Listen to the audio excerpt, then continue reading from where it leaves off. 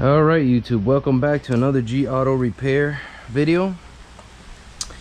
This time we're going to be replacing a wheel bearing on a 2005 or 4 Ford F150, and this is kind of a funny wheel bearing, and we're gonna go through the steps of changing it. We're gonna change it together.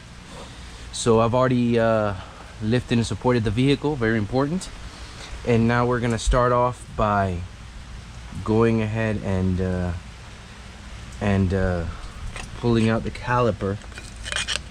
And to do that, we're gonna compress the piston here a little bit, just enough for me to be able to swing it out.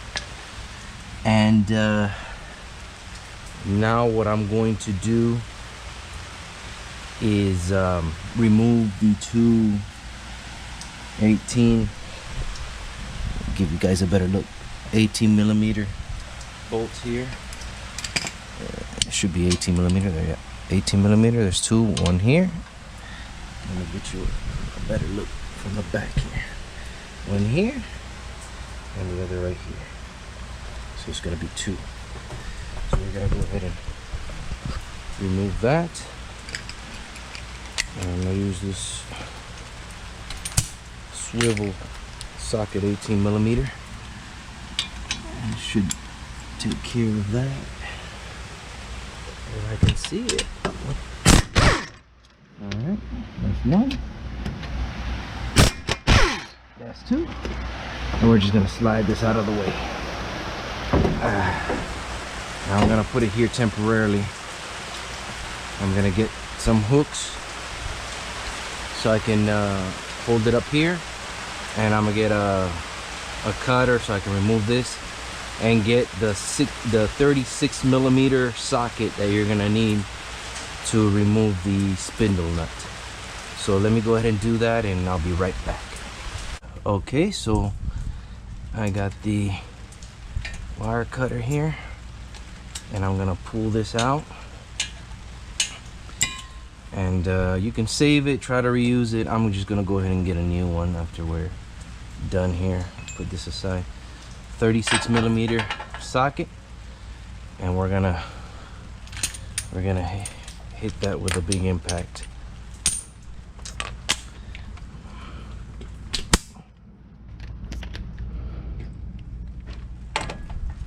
All right, here we go. Let me give full power there. You know what? I forgot to get the hooks. Hold on.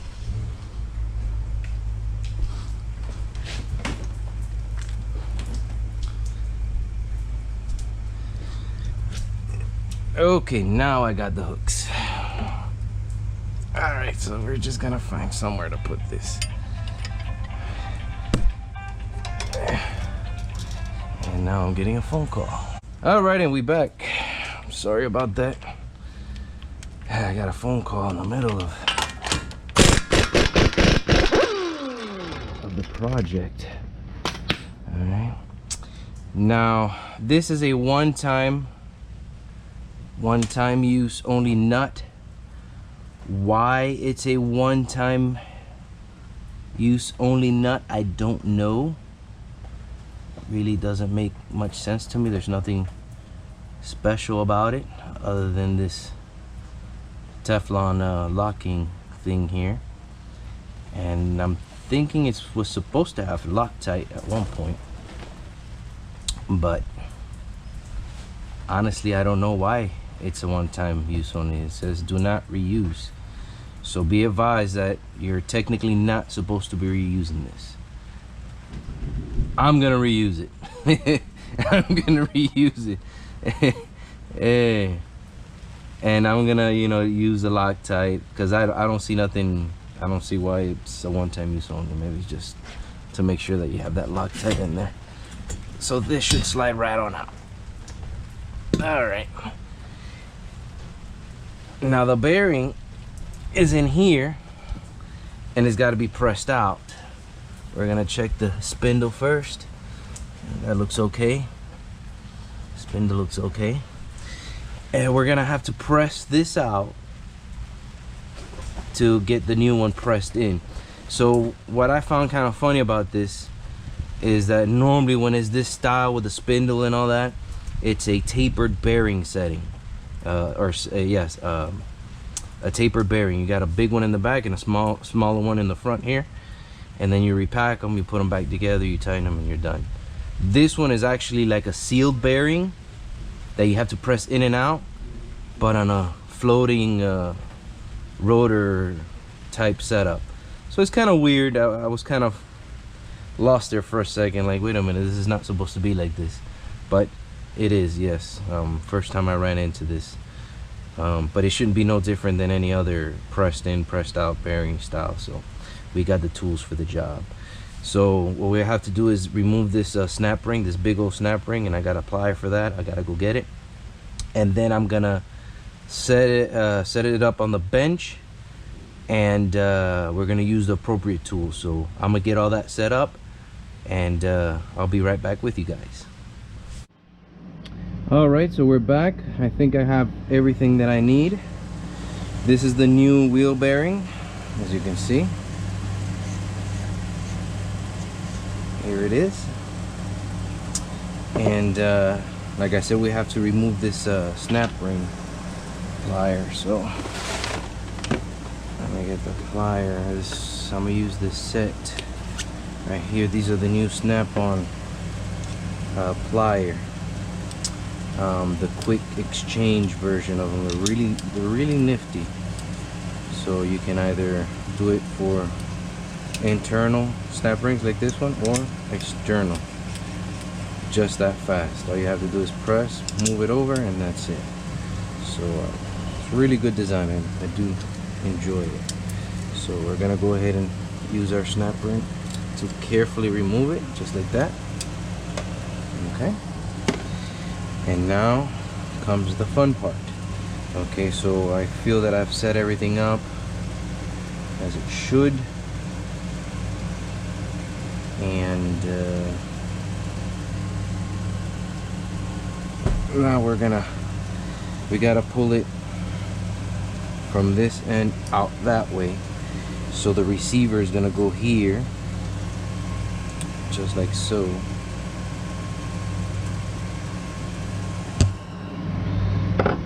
Before we do that, this is the thrust washer.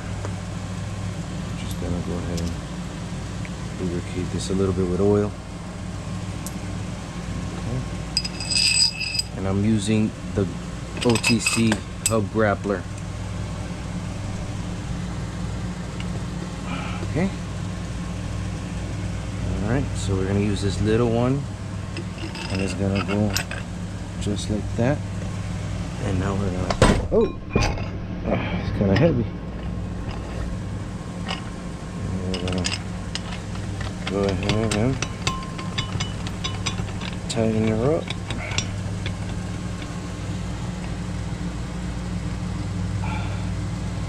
Okay.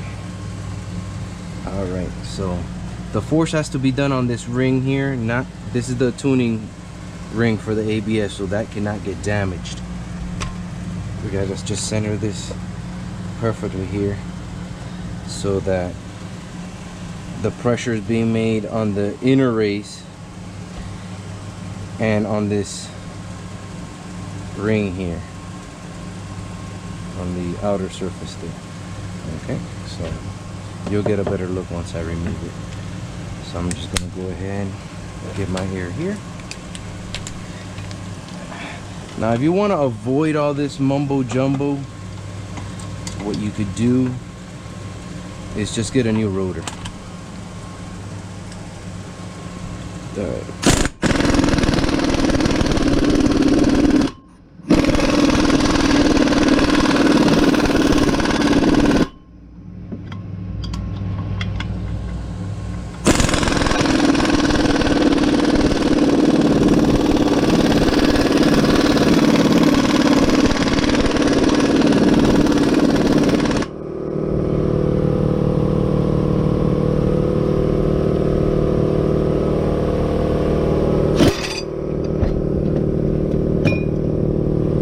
Loosened it up. see what I'm doing here.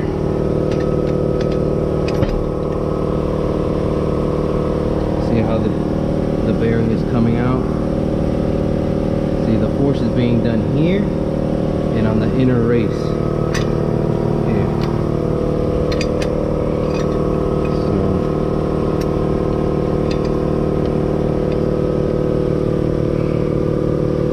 That I'm having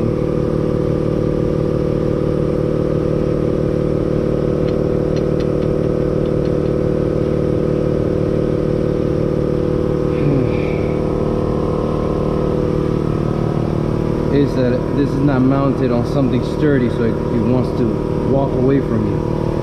I don't want to put it on the I want to avoid putting it on the bench vise because I don't want to nick the face of the surface of the rotor here. That's why I'm not using the bench vise right now. I'm gonna try to get away from doing that. If I have to, I'll see what I do. It might not be much of a big deal, but I want to try to avoid it if I can. I don't want to damage the rotor.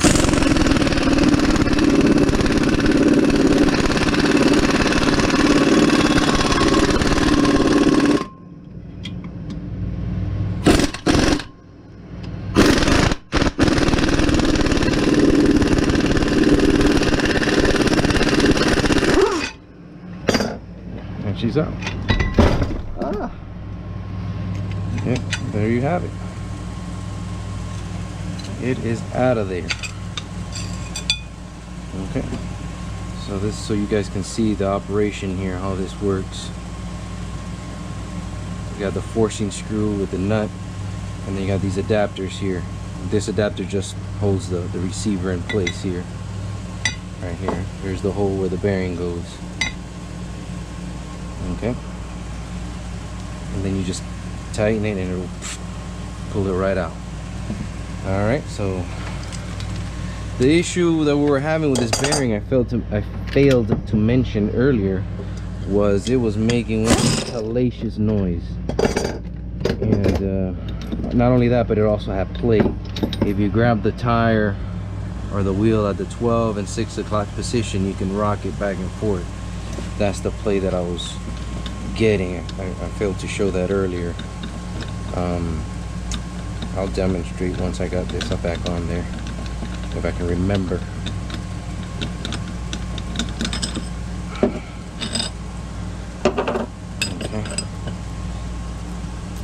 Okay.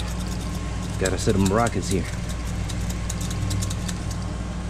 So that's the issue there. Now we got the new one in. Now before I go ahead and insert that, what I want to do is I just want to clean this out a little bit, just to facilitate the installation of the new bearing.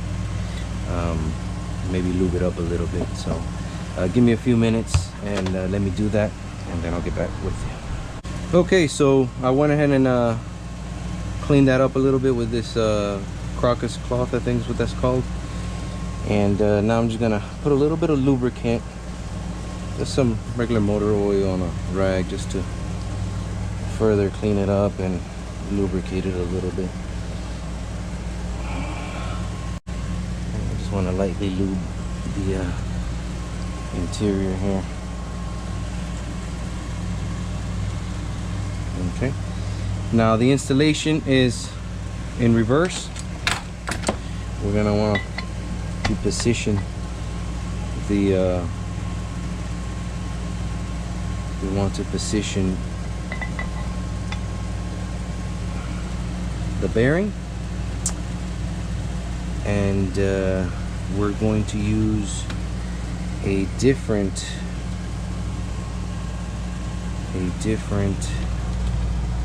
adapter here. That's not it. Where'd it go? It's here somewhere. I just had it.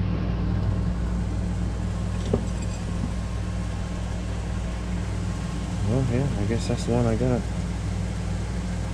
Okay, yeah, that's the one.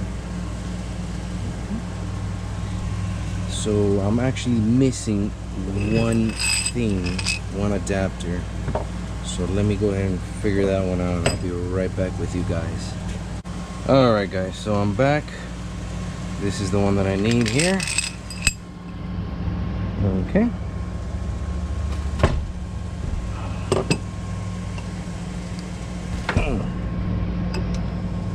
So this is going to rest right here on this lip. Okay.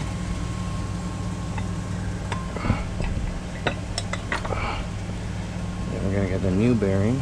And this is the adapter that we're going to center this as much as possible. I'm going to grab this. I'm going to do this number here. And then we're going to get the nut.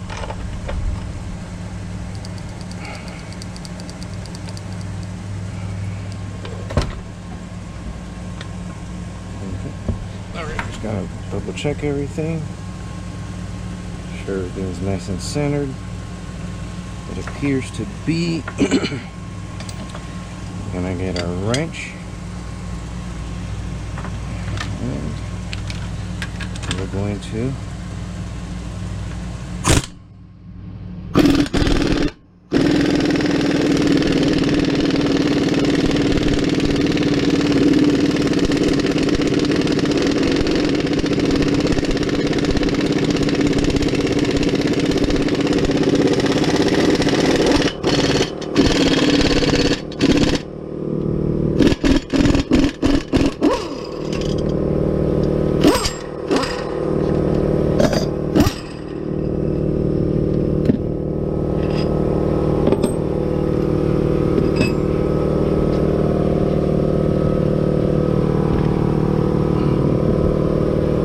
now we put the snap ring back in.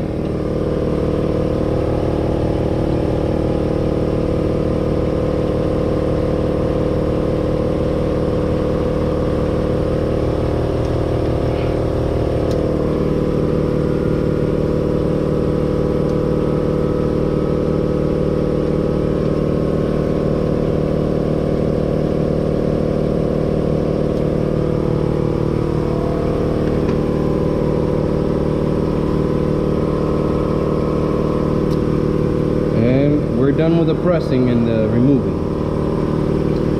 so I'm gonna go ahead and take this back to the car now, so I'll meet you guys outside. Alrighty then, so we're back. I cleaned this up a little bit, I cleaned the threads up, and now we're ready to reinstall the rotor. And like I said, we're just gonna install everything in reverse. There we go. Look at that. That's pretty right there. Okay. So then we're gonna go back to this guy here. And like I mentioned before, this is a one-time use only. Allegedly. Why, I don't know. It looks like a regular old nut to me. If you do know why, please leave a comment. If you have different ways of doing this, leave a comment too. Share a video, I don't know. We can all learn something. I'm really not sure why this is a one-time use only. I'm gonna reuse it. Again, be advised, it says do not reuse. I'm pretty confident that we'll be okay. This is supposed to be torqued down to 295 foot-pounds. I do not have a torque wrench that reaches that high, so I'm gonna tighten the stew out of it, and I will be applying some thread locker. That's right there, the red one, red thread locker. There we go. That should do it. Again, this has multiple safety things so it won't back out. You know, you got a pin, you tighten it, you put a pin. It's got this this lock castle thingy here, so I'm pretty confident we're not gonna have any issues. I still don't know why this is a one-time use only, but we're gonna reuse it. Alrighty then, so we're gonna crank down on this bad boy here. 36 millimeter.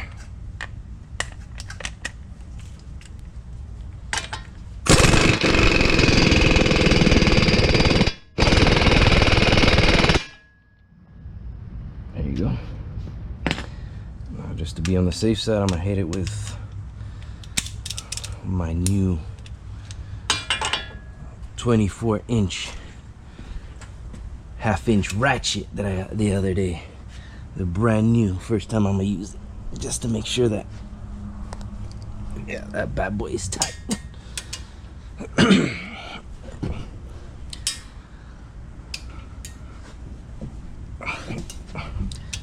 It is tight. It ain't going nowhere. And now we're gonna reinstall the there we go, with a new brand new 0 meter cotter pin. We're gonna go like this, and we're gonna go like this. And check out the finesse. And there you go. Beautiful. Okay. And there you have it. Brand new wheel bearing on your Ford F-150. That's all it's done. The rest is just putting it back the same way you took it off. So I'm gonna go ahead and finish wrapping this up, and then when I put the tire on, I'm gonna demonstrate how it is that you check for this play. Okay, so just stay tight. All right, guys, so we're back. Already mounted the brakes, the brake caliper, and the wheel.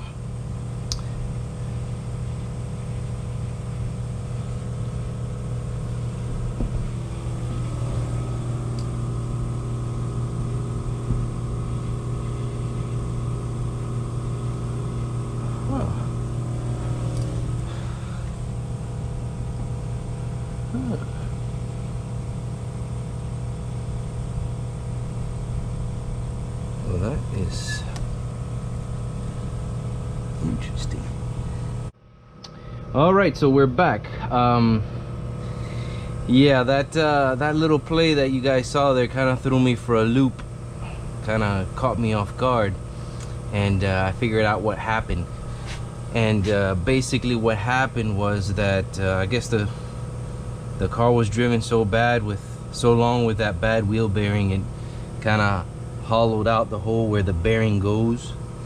So the play that you saw there was actually the rotor had play where the bearing goes. The bearing was perfectly fine, obviously it was a new bearing, but the hole was wallowed out where the bearing goes a little bit, and it was enough to cause that play that you saw there. But basically that's the play that that would indicate you have a bad wheel bearing.